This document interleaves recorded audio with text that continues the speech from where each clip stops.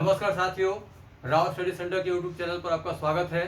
पिछले क्लास में जो हमने प्रतिशत के क्वेश्चंस देखे थे, आज हम लोग उसी क्रम में आगे बढ़ते हुए आगे कॉन्सेप्ट देखते हैं प्रतिशत के और क्या क्या कॉन्सेप्ट्स हैं और किस तरह के क्वेश्चंस इस टॉपिक में हैं। जैसा कि पिछले क्लास में आपने देखा था, क्रमागत वृद्धि या क्रमागत कमी के क्वेश्चन हम लोगों ने किए थे। तो आइए हम उसको आगे बढ़ाते हैं और आज कुछ नए कॉन्सेप्ट को भी देखेंगे।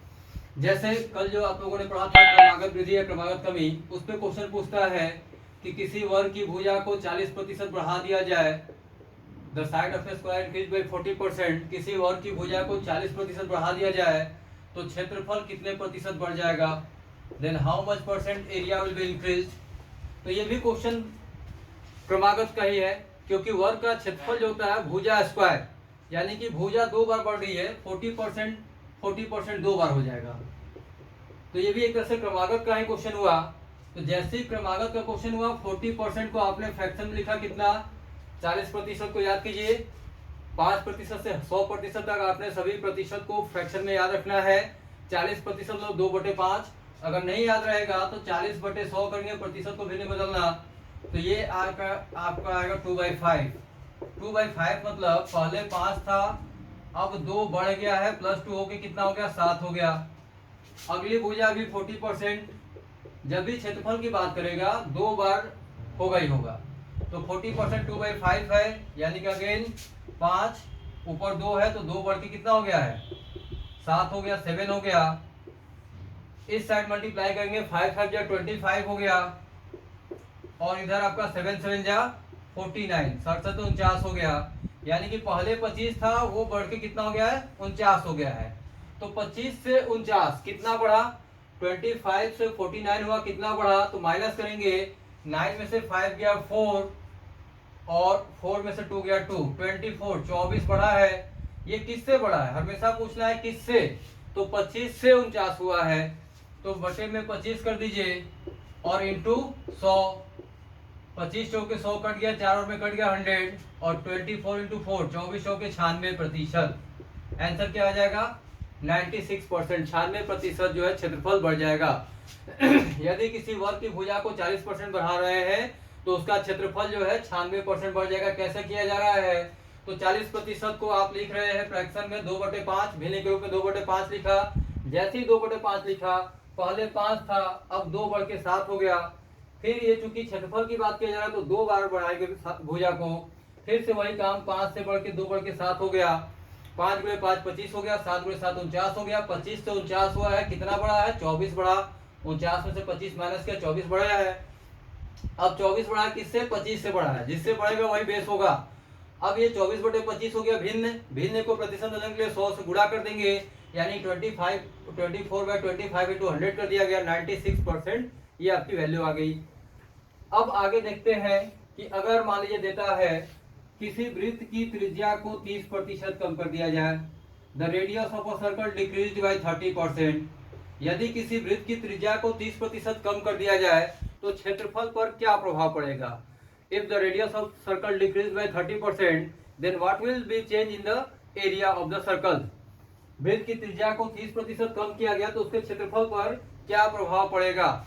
इफ सर्कल में जो है त्रिज्या को 30% कम कर दिया गया, सेम कॉन्सेप्ट अपनाएंगे। 30% को पहले आप फ्रैक्शन में लिखेंगे, 30% का मतलब हो गया 3/10। अब देखिए फटाफट करना है, 30% जैसे ही 30% दिखाई पड़ा, 3/10 फ्रैक्शन में हो गया, यानी कि पहले 10 था, कमी हुआ है, तो ये जो ऊपरली वैल्यू है वही घटाते हैं बढ़ाते हैं फ्रैक्शन वाले में, अंश जिसको बोलेंगे। तो 3 की कमी होगी तो -3 हो गया 7। एरिया की बात कर रहा है तो फिर से एक बार करेंगे, 10 में से 3 घट के कितना हो गया है, 7 7। फिर मल्टीप्लाई करेंगे, 10 × 100, 10 × 10 100 हो गया, और इधर घट के कितना हो गया, 49।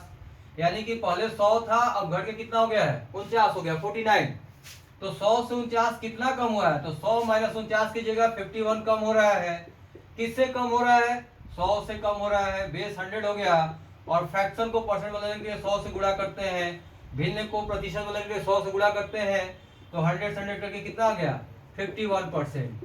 यानी कि किसी वृत्त की त्रिज्या को अगर 30% कम करेंगे तो क्षेत्रफल कितना कम हो जाएगा, 51%, 51%। ये भी आपको क्लियर हो गया।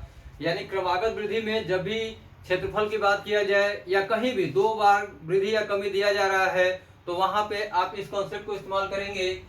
प्रतिशत को भिन्न में बदलना है, भिन्न में जब बदल जाएगा तो जो न्यूमरेटर है, अंश जो है वो अगर कमी हो रहा तो घटाएंगे, अगर वृद्धि हो रहा तो बढ़ाया जाएगा।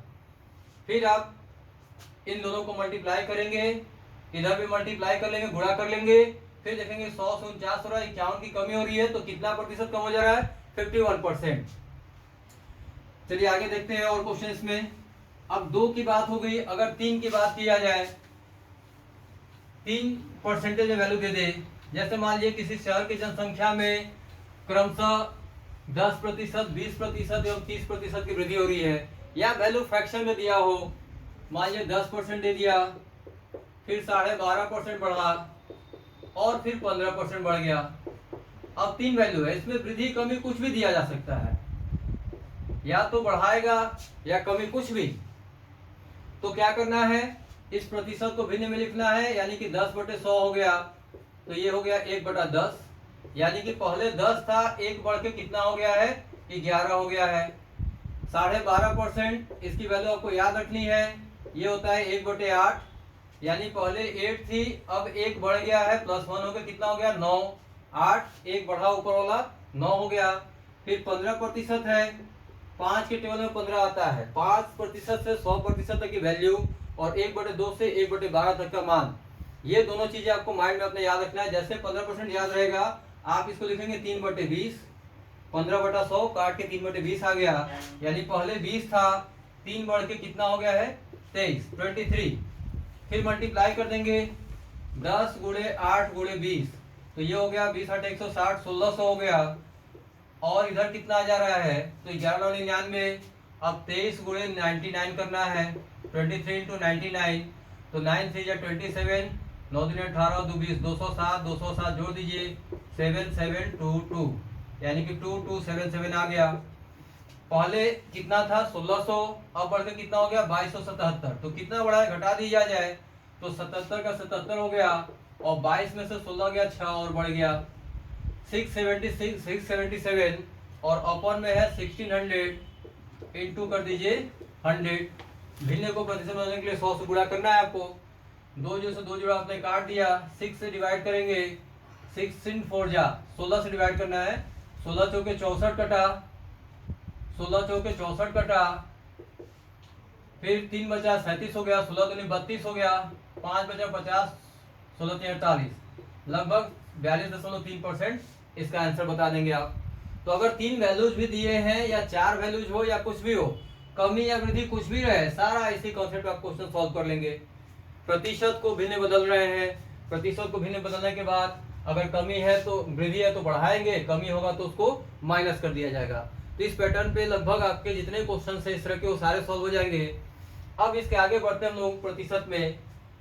मेरे हिसाब से आप लोग इस कॉन्सेप्ट को भली भांति समझ गए होंगे, और आप लोग प्रश्न जो है अपने जो भी किताबें आपके पास होंगी, जो भी बुक्स आपके पास होंगे, उससे आप प्रैक्टिस करना शुरू कर दीजिए।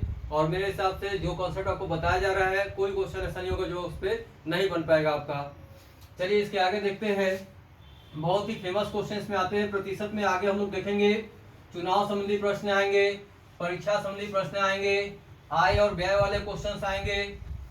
ये सारे टॉपिक्स जो है आपके प्रतिशत वाले टॉपिक में इन पे क्वेश्चन दिया जाता है। स्टार्टिंग वाले क्वेश्चन सबके हो गए हैं। अब एक क्वेश्चन देता है, जैसे चावल के मूल्य में वृद्धि हो जाता है या चीनी के मूल्य में वृद्धि हो जाता है, किसी वस्तु के मूल्य में वृद्धि या कमी कुछ भी दिया जा सकता है, और फिर आपसे वर्तमान मूल्य या प्रारंभिक मूल्य की बातें करता है। जैसे मान लीजिए क्वेश्चन दिया गया है कि चावल के मूल्य में द प्राइस ऑफ शुगर, चावल के मूल्य में 20% की कमी होने पर कोई व्यक्ति जो है, कोई व्यक्ति 600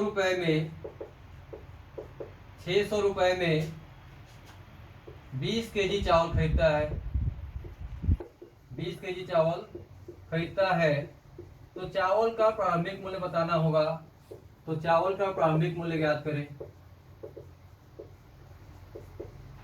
अब ये प्रश्न आपके सामने दिखाई पड़ रहा है कि चावल के मूल्य में 20% की कमी होने पर कोई व्यक्ति 600 रुपए में 20 किलो चावल खरीदता है, तो चावल का प्रारंभिक मूल्य क्या था? The price of rice decrease by 20%, then a person got 20 kg rice for ₹600, then find the initial price of the rice.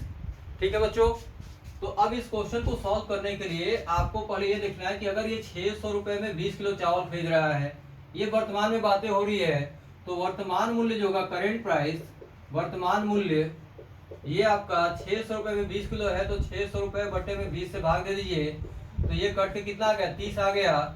यानी कि चावल का वर्तमान मूल्य कहलाएगा 30 रुपए प्रति केजी। चावल का वर्तमान मूल्य कितना हो गया? 30 रुपए प्रति केजी। लेकिन आपसे क्वेश्चन में पूछा जाए इनिशियल प्राइस, प्रारंभिक मूल्य, तो प्रारंभिक मूल्य के लिए आपको क्या करना है? कमी कितने का हुआ? 20% का।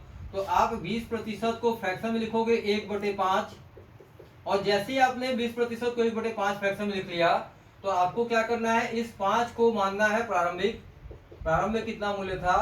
तो 5 था, और बाद में ये घट के कितना हो गया? ये ऊपर वाली वैल्यू जो अंश है वो घटेगा, 1 घटा, बाद में घट के कितना हो गया?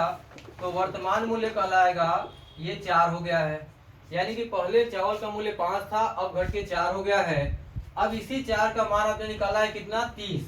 4 की वैल्यू कितनी है? 30 रुपीज पर केजी। तो 5 का मान कितना होगा ये आपको बताना होता है। यानी कि वर्तमान मूल्य 30 रुपए प्रति केजी है, प्रारंभिक मूल्य कितना होगा ये आपको निकालना है। तो जब 4 की वैल्यू 30 है, ऐसे आप करेंगे, 4 का मान 30 है, तो 1 का मान कितना हो जाएगा? 30/4, इसको काटेंगे, 15 दूनी 30, 2 दूनी के 4। फिर 5 का मान कितना होगा? तो 5 की वैल्यू 15/2 गुणे 5 कर दिए, हो गया 15 गुणे 5 हो गया 15×5 75, और बटे में 2 है, 75 में 2, 75 का आधा कितना हो जाएगा? 37.5। 75 का हाफ हो जाएगा 37.5 रुपीज। तो चावल का प्रारंभिक मूल्य कितना आ गया? 37.5 रुपीज। 37.50 ये आंसर आ गया आपका प्रति केजी। क्वेश्चन आप एक बार फिर से रिपीट कर देता हूँ। चावल के मूल्य में 20% की कमी हो गई, जिसकी वजह से कोई व्यक्ति 600 रुपए में 20 किलो चावल खरीद रहा है, तो चावल का प्रारंभिक मूल्य इनिशियल प्राइस क्या होगा? तो आपको पहला काम करना है कि अगर 600 में 20 किलो चावल दे रहा है, तो चावल का वर्तमान मूल्य प्रति केजी में कितना होगा? तो 600 में 20 किलो यानी कि 600/20 कर दिया गया, तो 30 रुपए प्रति केजी ये चावल का वर्तमान मूल्य आ गया। और जब इनिशियल प्राइस, वर्तमान मूल्य करंट प्राइस निकल गया आपका, तो अब इनिशियल प्राइस कितना होगा उसको जानने के लिए इस प्रतिशत को भिन्न के रूप में लिखेंगे 1/5। जैसे आपने 1/5 लिखा, ये 5 क्या हो जाएगा? प्रारंभिक मूल्य हो गया, और 1 की कमी हुई है, तो 1 घट के 4 हो गया वर्तमान मूल्य। अगर वृद्धि दे दिया जाता तो ये 1 जो है 1, ये ऊपर वाली वैल्यू ऐड कर देते हैं, वर्तमान मूल्य 6 हो जाता। आगे हम एक क्वेश्चन और देख लेते हैं इस पर, जिसमें कि हम लोग वृद्धि करवा के देख लिया जाए। कमी वाला कॉन्सेप्ट क्लियर हो गया, आप लोग इसका स्क्रीनशॉट ले लीजिए, और इस पैटर्न पे बहुत सारे क्वेश्चन आप लोगों को देखने को मिलेंगे, तो आप लोग ध्यान रखिए इस चीज का। ओके, चलिए आगे देखते हैं। नेक्स्ट अगला क्वेश्चन है, सेम पैटर्न पे क्वेश्चन रहेगा, कभी कमी दिया जाएगा, कभी वृद्धि दिया जाएगा, कॉन्सेप्ट सब में एक ही जाएगा, प्रतिशत को भिन्न बदलना और भिन्न को प्रतिशत बदलना, उसी पे सारा कॉन्सेप्ट जो है पूरे प्रतिशत टॉपिक का क्लियर है। देखिए अगला क्वेश्चन दिया जा रहा है कि चीनी के मूल्य में 12.5% की वृद्धि हो जाती है। 12.5% की वृद्धि होने पर कोई व्यक्ति 450 रुपए में 10 केजी चीनी खरीदता है।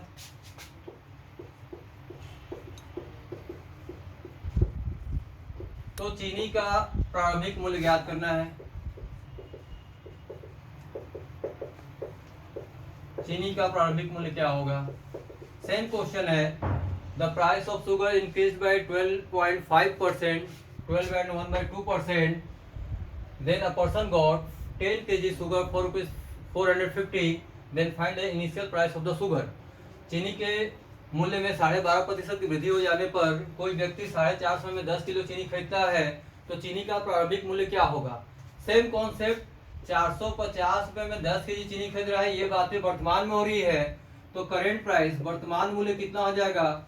वर्तमान मूल्य निकाल लेंगे आप, 450 रुपीज में 10 केजी चीनी है, तो बटे में 10 कर दिया गया, यानी कि वर्तमान मूल्य हो गया 45 रुपए प्रति केजी। ये करेंट प्राइस हो गया। इनिशियल प्राइस कितना था, तो 12.5% को पहले काम करेंगे, 12.5%, 12.5% को फ्रैक्शन लिखेंगे। इसकी वैल्यू बार बार आ रही है आपको 1/8। जैसे ही आपने 1/8 लिखा, एक तरफ लिखेंगे प्रारंभिक मूल्य इनिशियल प्राइस और दूसरी तरफ लिखेंगे वर्तमान मूल्य करेंट प्राइस। इनिशियल आपका बेसिक वाला वैल्यू रहेगा, यानी कि 8 हो गया और वृद्धि हो रहा है 1 का, तो 1 बढ़ के कितना हो गया, 9 हो गया वर्तमान मूल्य। अब इस 9 का मान दिया गया है 45, आपने निकाला है 9 का मान 45 रुपए प्रति केजी, 45 रुपीज पर केजी है। तो जब 9 का मान 45 है तो 8 का मान कितना होगा, तो डायरेक्टली भी बता सकते हैं कि 9 5 45 हो रहा है, तो 8 5 40 रुपीज पर केजी। 9 गुणे 5 45 हो रहा है, तो 8 गुणे 5 कितना हो जाएगा, 40 रुपए प्रति केजी आंसर आ गया।